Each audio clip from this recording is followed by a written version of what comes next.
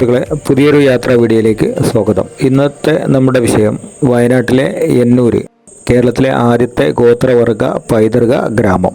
കോഴിക്കോട് ഭാഗത്തു നിന്നും പോകുമ്പോൾ 9 ഹെയർ പിന്നുള്ള താമരശ്ശേരി ചുരവും കടന്ന് പ്രകൃതി രമണീയമായ കാഴ്ചകളും വ്യൂ പോയിന്റുകളെല്ലാം കണ്ട് ചെങ്ങലമരവും കഴിഞ്ഞ് മുന്നോട്ട് നീങ്ങി വൈത്തിരിക്കടുത്ത് Kerala veterinary and animal science യൂണിവേഴ്സിറ്റിയുടെ പ്രവേശന കവാടത്തിന്റെ മുന്നിലെത്തും. ഈ കവാടം കടന്നു തന്നെയാണ് എന്നൂരിലേക്കും പ്രവേശനം. ഇത് കടന്നു കഴിഞ്ഞ് നമ്മൾ നേരെ എത്തുന്നത് ടിക്കറ്റ് കൗണ്ടറിലേക്കാണ്. ഒരാൾക്ക് 50 രൂപയാണ് ടിക്കറ്റ് ചാർജ്.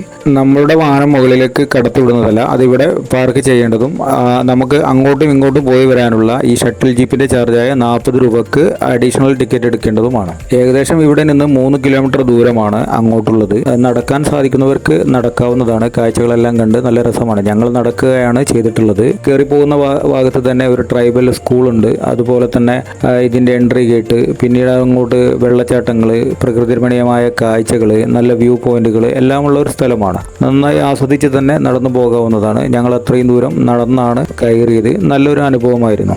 എന്നൂർ ചാരിറ്റബിൾ ട്രസ്റ്റിന് കീഴിൽ കോൺട്രാക്ട് എടുത്ത് ഓടുന്ന വാഹനങ്ങളാണിത്. ഏകദേശം 8 ജീപ്പുകൾ പ്രതിദിനം ഇങ്ങനെ ഓടുന്നുണ്ട്. പ്രൈവറ്റ് വാഹനങ്ങൾ അങ്ങോട്ട് കടത്തി വിടാത്തതിന് പ്രധാന കാരണം മുകളിൽ പാർക്കിംഗ് സ്പേസ് ഇല്ല എന്നുള്ളതാണ്.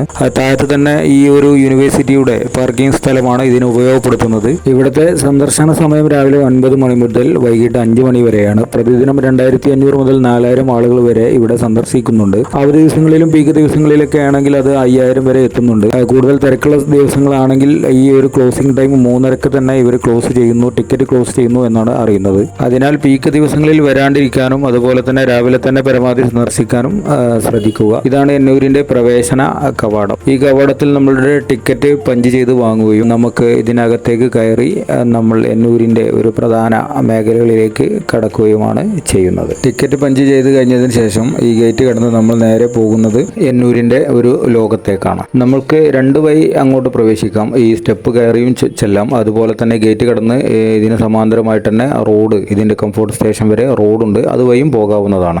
ഈ സ്റ്റെപ്പുകളെല്ലാം കയറി നമ്മൾ എത്തുന്നത് നേരത്തെ പറഞ്ഞ പോലെ ആ ഒരു കംഫോർട്ട് സ്റ്റേഷനും ഓഫീസും എല്ലാം അടങ്ങിയിട്ടുള്ള ആ ഒരു സ്ഥലത്തേക്കാണ്. മലകൾക്കിടയിലും അതുപോലെ തന്നെ തേയിലത്തോട്ടങ്ങൾക്കിടയിലുമായിട്ടാണ് ഈ സ്ഥലം ഒരുക്കിയിട്ടുള്ളത്. ഏകദേശം 25 ഏക്കർ സ്ഥലത്ത് 10 കോടി രൂപ ചെലവഴിച്ചാണ് 2022 ജൂൺ മാസത്തിൽ ഉദ്ഘാടനം കഴിഞ്ഞിട്ടുള്ള ഈ പദ്ധതി പൂർത്തീകരിച്ചിട്ടുള്ളത്. 2012 വിഭാവനം ചെയ്യുകയും 2016 പണി ആരംഭിക്കുകയും ചെയ്ത ഈ പദ്ധതി പട്ടികവർഗ വികസന വകുപ്പും അതുപോലെ തന്നെ ടൂറിസം വകുപ്പും സംയോജിതമായി നടപ്പാക്കിയ പദ്ധതിയാണ്. ഈ ഒരു മേഖലയാണ് ഇതിന്റെ ഏറ്റവും ഹൈറ്റ് കൂടിയ സ്ഥലം. ഇവിടെ നിന്നുകൊണ്ട് ചുറ്റുഭാഗം നമുക്ക് വീക്ഷിക്കാവുന്നതാണ്. എന്നൂര് എന്ന് എഴുതിയിട്ടുള്ള ഒരു ബോർഡ് സ്ഥാപിച്ചിട്ടുണ്ട്. ഇവിടെ നിന്ന് ഫോട്ടോ എടുക്കാനൊക്കെ നല്ല സുഖമാണ്. അതുപോലെ തന്നെ കുട്ടികൾക്കുള്ള പ്ലേ ഏരിയ, ഒരു ഇരിപ്പിടം ഒരുക്കിയിട്ടുണ്ട്. ഇതിനെ ബേസ് ചെയ്ത് നമുക്ക് ഫോട്ടോസ് എല്ലാം എടുക്കാവുന്നതാണ്. അതുപോലെ ഈ മലകളും ഇവിടെ നിർമ്മിച്ചെടുത്തിട്ടുള്ള 10ഓളം പുല്ലുകൾ മേഞ്ഞിട്ടുള്ള കുടിലുകളും ഹാളുകളും അതുപോലെ തന്നെ ഓപ്പൺ തിയേറ്ററുകളും ഒക്കെ നമുക്ക് ഇവിടെ ഇരുന്ന് വീക്ഷിക്കാൻ പറ്റുന്നതാണ്. വയനാട് ജനസംഖ്യയുടെ 18% വരുന്ന 50 ഗോത്രങ്ങളിലായി വിഭജിച്ച് കിടക്കുന്ന ഗോത്രവർഗങ്ങളെ ഒന്നിപ്പിക്കുന്നതിനും അവരുടെ ജീവിത രീതികളും വൈദ്യരീതികളും ഭക്ഷണ രീതികളും സംസ്കാരവും കലയും എല്ലാം പൊതുജനങ്ങൾക്ക് പരിചയപ്പെടുത്തുന്നതിനും അതുവഴി അവർക്കൊരു ജീവിതമാർഗം ഉറപ്പുവരുത്തുന്നതിനുമാണ് സർക്കാർ ഇത്തരം ഒരു പദ്ധതി രൂപം നൽകിയിട്ടുള്ളത്. പഴമയെ വിളിച്ചോതുന്ന വൈക്കോൽ മേഞ്ഞ പരമ്പരാഗത ഗോത്ര വീടുകൾ, കരകൗശല ഉൽപ്പന്നങ്ങൾ വിൽക്കുന്ന സ്റ്റാളുകൾ, ഗോത്രവർഗ കലാ പ്രകടനങ്ങൾക്കായി ഓപ്പൺ എയർ തിയേറ്റർ, കുട്ടികളുടെ പാർക്ക് എന്നിവ ഇവിടെ നിർമ്മിച്ചിട്ടുണ്ട്. നമ്മളിപ്പോൾ ചെല്ലുന്നത് ഒരു അമ്പെയ്ത്ത് കേന്ദ്രത്തിലേക്കാണ്. ഇവിടെ നമുക്ക് അമ്പെയ്ത്ത് കാണാനും അതുപോലെ തന്നെ ഒന്ന് ട്രൈ ചെയ്യാനും എല്ലാമുള്ള സൗകര്യമുണ്ട്. പ്രഗത്ഭ ഗോത്രവർഗക്കാരായിട്ടുള്ള കുറിച്യർ എന്നറിയപ്പെടുന്ന വിഭാഗമാണ് ഈ അമ്പെയ്ത്ത് പരിശീലിപ്പിക്കുന്നതും ജനങ്ങൾക്കായി പ്രദർശനം നടത്തുകയും ചെയ്യുന്നത്. കോട്ടയം രാജാവായിരുന്ന പഴശ്ശി രാജാവിന്റെ പടയാളികളായി അന്ന് ബ്രിട്ടീഷുകാർക്കെതിരെ ഗറില്ല യുദ്ധം നയിച്ച വിഭാഗമായിരുന്നു ഇവർ. കുറി വെച്ച് ലക്ഷ്യം വെച്ച് അതിലേക്ക് അമ്പെയ്ത്ത് നടത്തുന്നത് കൊണ്ടാണ് ഇവർക്ക് കുറിച്യർ എന്ന പേര് വന്നത് എന്നും പറയും. അമ്പെയ്ത്ത് നടത്തി ടാർജറ്റിൽ കൊള്ളിക്കുന്ന ആളുകൾക്ക് നൽകാനുള്ള സമ്മാനങ്ങളാണ് ഇവിടെ നിരത്തി വെച്ചിട്ടുള്ളത്. മുളകളെ കൊണ്ടും മരത്തൊലികൾ കൊണ്ടും നിർമ്മിച്ചെടുക്കുന്ന ഈ അമ്പുകൾ ഇപ്പോൾ അവർ ഉപയോഗിക്കുന്നത് വേട്ടയാടാനാണ് പ്രധാനമായും. ഒട്ട് അമ്പ്, കത്തി അമ്പ് എന്നീ 2 തരം അമ്പുകളാണ് ഇവിടെ പ്രദർശിപ്പിച്ചിട്ടുള്ളത്. ഇതിൽ കത്തി അമ്പുകളാണ് വേട്ടയാടാൻ ഉപയോഗിക്കുന്നത്. ഇവിടെയാണ് എന്നൂരിന്റെ ഓഫീസും അതുപോലെ തന്നെ കംഫോർട്ട് സ്റ്റേഷനും ഇരിക്കാനുള്ള ഒരു വിശാലമായ മുറ്റം പോലെ വരാന്ത പോലെ ഇരിക്കുന്ന സ്ഥലങ്ങളെല്ലാം ഒരുക്കിയിട്ടുള്ളത്. ഗോത്രവർഗ്ഗക്കാരുടെ ഭക്ഷണ രീതികൾ മനസ്സിലാക്കാനായിട്ട് ഒരു ഹോട്ടൽ ഇവിടെ ഒരുക്കിയിട്ടുണ്ട്. എന്നൂരിന്റെ ഓഫീസ് സ്ഥിതി ചെയ്യുന്ന ആ ഏരിയയുടെ ജസ്റ്റ് ഒരു സ്റ്റെപ്പ് താഴെയായി ഒരുക്കിയ ഒരു ഏരിയയാണത്. ഇത് നല്ലൊരു രസകരമായ ഒരു സ്ഥലമാണ്. ഇതിന്റെ രണ്ട് സൈഡിലുമായി പല സ്റ്റാളുകളുമുണ്ട്. ഇതിൽ പ്രധാനപ്പെട്ട ഒന്നാണ് ഈ ഒരു ആർട്ട് ഗാലറി. ഈ ആർട്ട് ഗാലറിയിൽ പല ഫോട്ടോഗ്രാഫർമാരും അതുപോലെ തന്നെ പത്ര ഫോട്ടോഗ്രാഫർമാർ അവരെല്ലാം എടുത്തിട്ടുള്ള ഫോട്ടോകൾ ഓരോ ഗോത്ര വർഗ്ഗക്കാരുടെയും പിക്ചറുകൾ ഒപ്പിയെടുത്ത് അതിലെ മൂപ്പന്മാർ, അവരുടെ ഭാര്യമാർ, അവർ അണിഞ്ഞിരുന്ന ആഭരണങ്ങളുടെ രീതികൾ, അവരുടെ മുഖത്തിന്റെ ഭാവങ്ങൾ, ചിരി, ഇതെല്ലാം ഒപ്പിയെടുത്തിട്ടുള്ള ഫോട്ടോകളാണ് പലതും ഇവിടെ സ്ഥാപിച്ചിട്ടുള്ളത്. ഈടത്തുള്ള മറ്റൊരു സ്റ്റാളാണ് ഇവരുടെ പരമ്പരാഗത രീതിയിലുള്ള മെഡിസിനുകൾ, ഇവരുടെ ആ ഒരു കാട്ടുതൈലങ്ങൾ, കാട്ടുചെടികൾ ഉപയോഗിച്ച് ഇവരുണ്ടാക്കിയെടുത്തുള്ള മരുന്നുകൾ, അതുപോലെ തന്നെ ഇവരുടെ ഉൽപ്പന്നങ്ങൾ, ഇവരെ മുളയരികൾ, അതുപോലെ തന്നെ കാട്ടുകിഴങ്ങുകൾ, കൃഷി ചെയ്തെടുക്കുന്ന മറ്റു വിളകൾ, ഇതിൻ്റെ എല്ലാം വിൽപ്പനകൾ ഇവിടെ ഉണ്ട്. ഇടനിലക്കാരില്ലാതെ നേരിട്ട് പൊതുജനങ്ങൾക്ക് ഇത് വിൽക്കാൻ സാധിക്കുന്നു. അതുവഴി ഇവർക്ക് സ്വയം പര്യാപ്തത നേടാൻ കഴിയുന്നു എന്നുള്ളതാണ് ഇതിന്റെ പ്രധാന മേന്മ. ജൈവവളങ്ങൾ ഉപയോഗിച്ച് പ്രകൃതിയോട് ഇണങ്ങിച്ചേർന്ന രീതിയിലാണ് ഇതെല്ലാം ഇവർ വിളയിച്ചെടുക്കുന്നത്. അതിനാൽ തന്നെ ഇതിന്റെ ലാഭനഷ്ടം നോക്കാതെ നമുക്കും വേണ്ട രീതിയിൽ ഇവരെ സഹായിക്കുക എന്ന ഉദ്ദേശം വെച്ച് വാങ്ങാവുന്നതാണ്. പിന്നീട് ഇവിടെ നിന്നും കയറി വരുന്ന പ്രധാന ഒരു മേഖലകളിൽ നല്ലൊരു ടീ ഷോപ്പ് ഉണ്ട്. ഇവിടെ നല്ല രീതിയിലുള്ള കടികളും എണ്ണക്കടികളും അല്ലാത്ത കടികളുമായി നല്ല വിഭവങ്ങൾ തന്നെയാണ് ഇവിടെ ഉണ്ടാക്കിയെടുക്കുന്നത്. ഇതും രുചിയാവുന്നതാണ്. ചായ, കോഫി, മീൻ പൊരിച്ചത്, വറുത്തത്, പലഹാരങ്ങൾ, മറ്റു കടികൾ എല്ലാം തന്നെ നേരത്തെ പറഞ്ഞ പോലെ ഇവിടെ ലഭ്യമാണ്. കുട്ടികൾക്ക് നല്ലൊരു പ്ലേ ഏരിയ ഇവിടെ ഒരുക്കിയിട്ടുണ്ട്. ഇതിനോട് ചേർന്ന് തന്നെ ഒരു ഓപ്പൺ തിയേറ്റർ ഉണ്ട്. അതുപോലെ തന്നെ ഇതിന്റെ ഒരു വലത്തെ ഭാഗത്തേക്ക് നമുക്ക് തിരിഞ്ഞു കഴിഞ്ഞാൽ ഗോത്രവർഗ വിഭാഗങ്ങളുടെ ഗ്രാമീണ ശൈലിയിലുള്ള വീടുകൾ, ഓല മേഞ്ഞിട്ടുള്ള അല്ലെങ്കിൽ വൈക്കോലുകൾ മേഞ്ഞിട്ടുള്ള ഗോത്രവർഗ ശൈലിയിലുള്ള വീടുകൾ, അതുപോലെ തന്നെ അതിന്റെ അവരെന്തൊക്കെയാണ് ഉപയോഗിച്ചുകൊണ്ടിരിക്കുന്നത്, അവരുടെ കരകൗശല വസ്തുക്കൾ, അവരുടെ ജീവിത രീതികളെ കുറിച്ചുള്ള ഒരു കാഴ്ചപ്പാടുകൾ, പ്രദർശനങ്ങൾ എല്ലാം നമുക്കിവിടെ കാണാവുന്നതാണ്.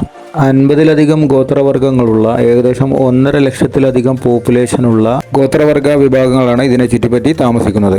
ഇവരിൽ പ്രധാനമായും 5 വിഭാഗങ്ങളാണ് പ്രധാനമായും അറിയപ്പെടുന്നത്. അതിൽ പണിയർ, കുറുമർ, കുറിച്യർ, കാട്ടുനായ്ക്കർ, അടിയർ തുടങ്ങിയ വിഭാഗങ്ങളാണ് പ്രധാനമായി പ്രബല വിഭാഗം. അതിലാണ് ഏറ്റവും കൂടുതൽ ജനസംഖ്യ ഉള്ളത്, കൂടുതൽ സ്ഥലങ്ങളിൽ അധിവസിക്കുന്നവരുമായിട്ടുള്ള ആളുകൾ. ഇതിൽ നാം കാണുന്ന ഓരോ വീടുകളും ഓരോ കാലഘട്ടമാണ് നമ്മളോട് വിളിച്ചോതുന്നത്. ഇതിൽ ഓരോ വീടുകളിലും ഓരോ ടൈപ്പ് പ്രദർശനങ്ങളും ഒരുക്കിയിട്ടുണ്ട്. അത് അവരുടെ ജീവിത രീതിയുമായി ബന്ധപ്പെട്ടതാണ്. അതിൽ അവർ ഉപയോഗിക്കുന്ന ആഭരണങ്ങളുടെ പ്രദർശനങ്ങളുണ്ട്. അതുപോലെ തന്നെ അവർ നായാട്ടിന് ഉപയോഗിക്കുന്ന ഉപകരണങ്ങൾ, മീൻ പിടിക്കാൻ ഉപയോഗിക്കുന്ന ഉപകരണങ്ങൾ, അവരുടെ വാദ്യോപകരണങ്ങൾ, കലാ സാംസ്കാരിക മേഖലകളിൽ അവർ നിർമ്മിച്ചെടുത്ത് ഉപയോഗിക്കുന്ന വാദ്യോപകരണങ്ങൾ, അതിന്റെ പ്രദർശനങ്ങൾ, അതുപോലെ തന്നെ അവർ വീടിനകത്ത് ഉപയോഗിക്കുന്ന ചട്ടി, പാത്രങ്ങൾ, അടുപ്പുകൾ, അതിന്റെ രീതികൾ, മീൻ പിടിക്കാൻ ഉപയോഗിക്കുന്ന വലകൾ, അവരുപയോഗിക്കുന്ന തൊപ്പിക്കൂടകൾ, നിലം ഉഴുതാൻ ഉപയോഗിക്കുന്ന ഉപകരണങ്ങൾ, അതുപോലെ തന്നെ നേരത്തെ പറഞ്ഞ പോലെ സാംസ്കാരിക മേഖലകളിലും കലാമേഖലകളിലും ഉപയോഗിക്കുന്ന ഉപകരണങ്ങൾ,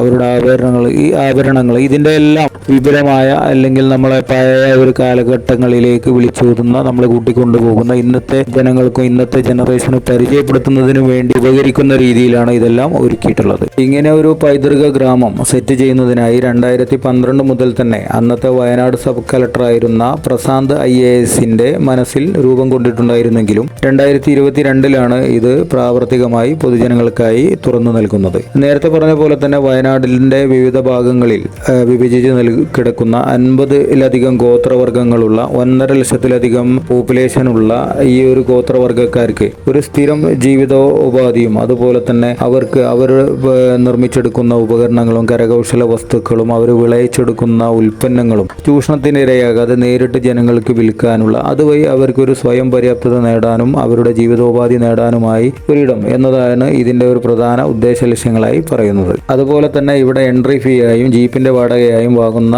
ആ ഒരു വരുമാനങ്ങൾ നേരെ പോകുന്നത് ഗവൺമെന്റിന്റെ ഒരു ട്രഷറിയിലേക്കോ അതല്ലെങ്കിൽ ഖജനാവിലേക്കോ അല്ല. അതിനു പകരം ഇത് സബ് കളക്ടർ ചെയർമാനായിട്ടുള്ള എന്നൂർ എന്ന് പറഞ്ഞിട്ടുള്ള ഒരു ചാരിറ്റബിൾ ട്രസ്റ്റിന്റെ അക്കൗണ്ടിലേക്കാണ് പോകുന്നത്. അത് നേരിട്ട് ഇത്തരം ഈ 50ലധികം ഗോത്രങ്ങളുള്ള ഈ ഒരു ജനവിഭാഗങ്ങൾക്ക് വീതം വെക്കുകയാണ് ചെയ്യുന്നത്. അതിനു പുറമെ അവരിൽ തന്നെ പെട്ട ആളുകൾ ഇവിടെ ജോലി ചെയ്യുന്നുണ്ട്. അത് ആ ഗോത്രവർഗ്ഗക്കാർ ഇവരുടെ സെക്യൂരിറ്റിമാരായിട്ടും അതുപോലെ തന്നെ ഗൈഡുകൾ, ടിക്കറ്റ് കൗണ്ടർ സ്റ്റാഫ്, ശുചീകരണ തൊഴിലാളികൾ, അതുപോലെ മറ്റ് മെയിൻ്റനൻസിന് വേണ്ടി പ്രവർത്തിക്കുന്ന പ്രവർത്തിക്കുന്ന തൊഴിലാളികൾ ഇവരൊക്കെയായി ഇവിടെ ജോലി ചെയ്യുന്നുണ്ട്. അവർക്കുള്ള വേതനവും പോകുന്നതും ഇതിൽ നിന്നാണ്. അതുവഴി അവർക്കൊരു സ്ഥിരം വരുമാനം നേടുകയാണ് ചെയ്യുന്നത്. ഇതിനെല്ലാം പുറമെ ഇവിടെ കലാപരിപാടികൾ അവതരിപ്പിക്കുന്ന ഗോത്രവർഗ്ഗക്കാരുണ്ട്.